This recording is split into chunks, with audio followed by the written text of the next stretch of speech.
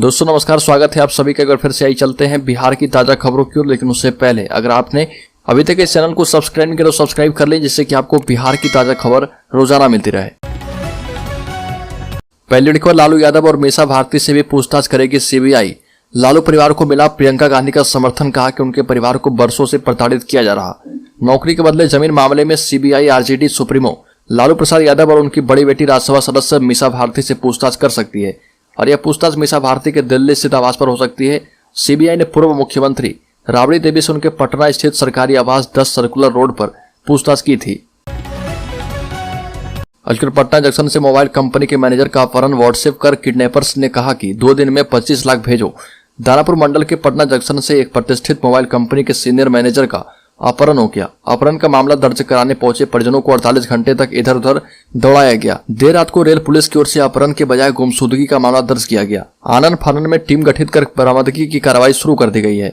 वहीं परिवार को फिरौती के लिए मैसेज मिला है, जिसके बाद सभी दहशत में है। रेल पुलिस की ओर से पटना जंक्शन का सीसीटीवी कैमरा खंगाला जा रहा। राज्य के दरभंगा जिले में दरभंगा एम्स के लिए 150 एकड़ जमीन किया गया चिन्हित। राज्य कैबिनेट ने दे दी है मंजूरी। नेपाल के लोग भी करा पाएंगे इलाज। दरभंगा एम्स के लिए 150 एकड़ भूमि केंद्र सरकार को देने पर राज्य कैबिनेट ने मंजूरी दे दी है। दरभंगा के बलिया मौजा में 21 शोभन बाईपास के किनारे 150 एकड़ जमीन चिन्हित किया गया है, और यह भूमि आमस दरभंगा 4 लेन से महज 5 किलोमीटर की दूरी पर है। आपको बता दें कि जमीन अधिग्रहण की प्रक्रिया शुरू कर दी गई है।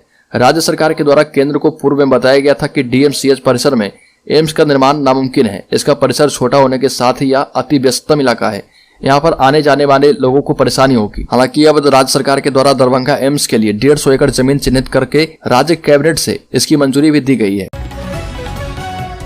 विरासत बचाओ नमन यात्रा के प्रथम चरण की समाप्ति पर मुजफ्फरपुर पहुंचे राष्ट्रीय लोक जनता दल के राष्ट्रीय अध्यक्ष उपेंद्र कुशवाहा ने सीएम नीतीश पर बड़ा हमला बोला और कहा कि नीतीश कुमार ने राजद के साथ गठबंधन नहीं सरेंडर किया है। जदयू को राजद के हवाले कर दिया गया है। वर्तमान राजनीतिक परिस्थितियां ऐसी बनी है कि तेजस्वी यादव सीएम है और नीतीश कुमार डिप्टी सीएम है। सरकार को तेजस्वी यादव चला रहे, और ये बातें माड़ीपुर स्थित होटल में प्रेस कॉन्फ्रेंस के दौरान उपेंद्र कुशवाहा ने कही। बिहार में पेट्रोल डीजल के दाम कम नहीं होंगे, वैट नहीं घटाएगी नीतीश सरकार। केंद्र सरकार पर लगाया बड़ा आरोप। बिहार में पेट्रोल डीजल पर फिलहाल वैट नहीं घटेगा। वाणिज्य कर मंत्री विजय कुमार चौधरी ने स्पष्ट कर दिया है। इसके लिए उन्होंने केंद्र सरकार की नीति को गलत ठहराया। केंद्र सरकार पर पक्षपात का आरोप लगाते हुए मंत्री ने गुजरात से तुलना की। बिहार सरकार में वाणिज्य कर मंत्री विजय कुमार चौधरी ने कहा कि बिहार में पेट्रोल डीजल पर कई विकसित राज्यों से कम वैट है। राज्य में पेट्रोल डीजल की अधिक दर के पीछे केंद्र की बेस रेट है, जो उत्तर प्रदेश और गुजरात की तुलना में बिहार के लिए अधिक निर्धारित की गई है। फिलहाल राज्य सरकार इन उत्पादों पर वैट कम करने पर विचार नहीं कर रही है। राज्य में शराब पर सख्ती, मद्य निषेध विभाग के सभी कर्मियों की छुट्टियां रद्द। आज से 2 दिनों तक चलेगा विशेष अभियान। होली के दौरान शराब की अवैध खपत से लेकर इसके परिवहन पर नजर रखने के लिए राज्य भर में मंगलवार और बुधवार को विशेष अभियान चलेगा। इस अभियान के लिए मद्य निषेध विभाग के सभी अधिकारी एवं पुलिस कर्मियों की छुट्टियां रद्द कर दी गई है।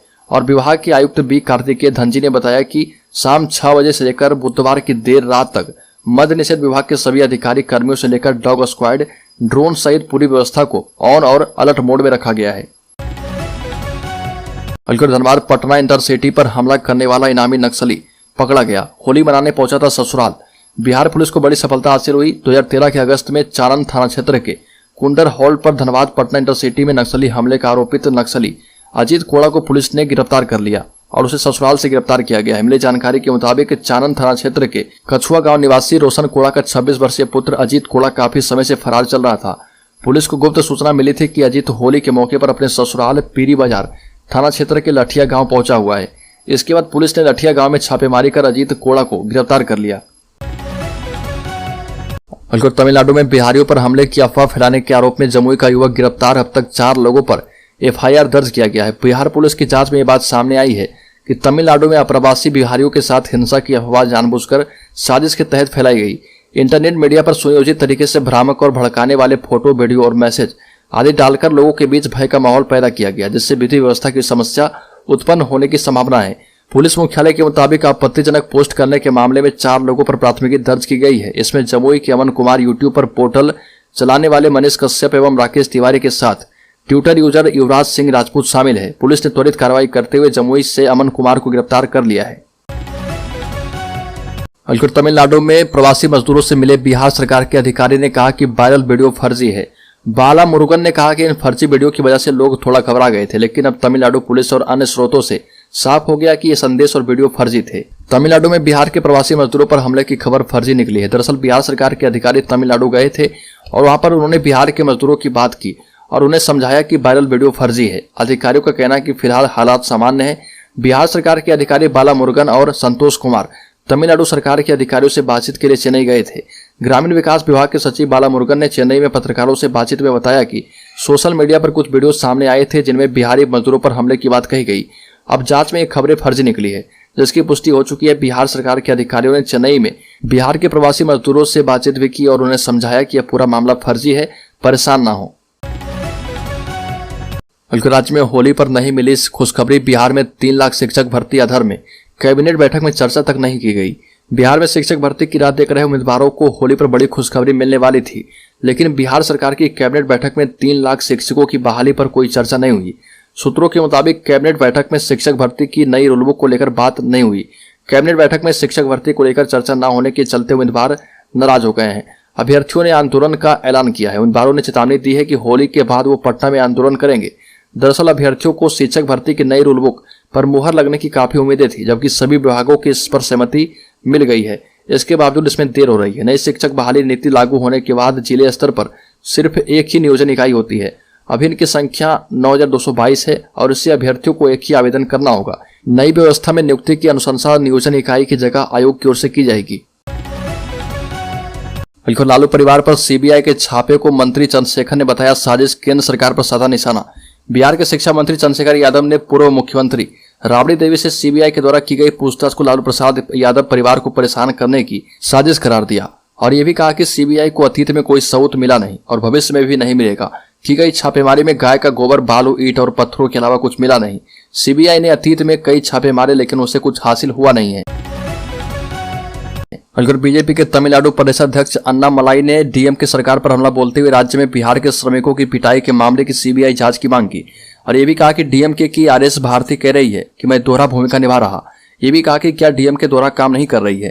त्रिपुरा में कथित झड़प का जिक्र करते हुए भाजपा के प्रदेश अध्यक्ष ने इस घटना को दुर्भाग्यपूर्ण बताया और कहा कि जब नफरत की राजनीति के कारण त्रिपुरा में दुर्भाग्यपूर्ण घटना हुई तो पुलिस ने कार्रवाई क्यों नहीं की। अलखर बिहार सरकार के 7 निश्चय योजना का क्रियान्वयन करने वाले कर्मी जाएंगे हड़ताल पर। बैठक करके संघ ने लिया निर्णय। आपको बता दें कि पटना में बिहार राज्य सिंगल विंडो ऑपरेटर या मल्टीपर्पस असिस्टेंट संघ के द्वारा बैठक का आयोजन किया गया। उक्त बैठक में संविदा कर्मियों के लिए सरकार के द्वारा गठित उच्च स्तरीय समिति की सिफारिशों को पूर्ण रूप से लागू करने, 60 साल सेवा विस्तार, वेतन बढ़ोतरी, गृह जिला के आसपास के जिला में स्थानांतरण करने एवं 1 माह का मानदेय जो विभाग के पास कर्मियों से कटौती कर संधारित है उसे वापस करने आदि मांगों को पूरा नहीं होने की स्थिति में बिहार के सभी जिला अंतर्गत जिला निबंधन एवं परामर्श केंद्र एवं बिहार राज्य शिक्षा वित्त निगम लिमिटेड के सभी कर्मचारी 14 मार्च से सामूहिक हड़ताल पर जाएंगे। रेलवे में नौकरी के बदले जमीन वाले केस में सीबीआई ने राबड़ी देवी से पूछा कि कितने लोगों से जमीन लेकर नौकरी दी है। राबड़ी देवी ने कहा कि ऐसा कुछ है नहीं। रेलवे में नौकरी के बदले जमीन लेने के मामले में पूर्व मुख्यमंत्री और राजद अध्यक्ष लालू प्रसाद यादव की पत्नी राबड़ी देवी से सीबीआई ने पूछा कितने लोगों से जमीन लेकर नौकरी दी है। राबड़ी देवी ने कहा कि ऐसा कुछ है नहीं। 4.5 घंटे में 48 सवाल पूछे। रेलवे में ग्रुप डी की नौकरी के बदले जमीन मामले में लालू प्रसाद यादव के अलावा राबड़ी और उनकी 2 बेटियां मीसा भारती और हेमा भी अभियुक्त है। मामले में पिछले साल अक्टूबर में चार्जशीट के बाद अब पूछताछ हो रही है। सीबीआई ने राबड़ी को समन जारी कर पूछताछ के लिए दिल्ली बुलाया था। राबड़ी देवी ने सीबीआई से 6 मार्च को पटना स्थित सरकारी आवास पर ही पूछताछ का आग्रह किया था। तेजस्वी यादव ने कहा कि लोकसभा चुनाव में महागठबंधन जीतेगी 37 सीटें, इसलिए बेचैनी है। बीजेपी का जवाब, पहले 39 जीते थे, अब 40 जीतेंगे। आरजेडी नेता तेजस्वी यादव ने कहा कि बीजेपी के लोगों ने किसी एजेंसी के लिए जरिए एक इंटरनल सर्वे कराया। सर्वे में बात सामने आई है कि आज के समय अगर लोकसभा चुनाव होता है तो बिहार में 40 में से 37 सीटें गठबंधन को मिलेगी, बाकी 3 सीटों पर कड़ा मुकाबला होगा। ये भी कहा कि बीजेपी को तो डर 2024 का है। हम लोग जब पूर्व में विधानसभा चुनाव लड़े थे तो सीटों पर फर्क सिर्फ 12,000 वोटों का था। अब तो मुख्यमंत्री जेडीयू और हम पार्टी हमारे साथ गठबंधन में है, इसलिए वोटिंग परसेंटेज को देखें, गुना करें या नंबर को देखें तो मुकाबला कहीं से नहीं है, इसलिए बेचैनी बढ़ गई है।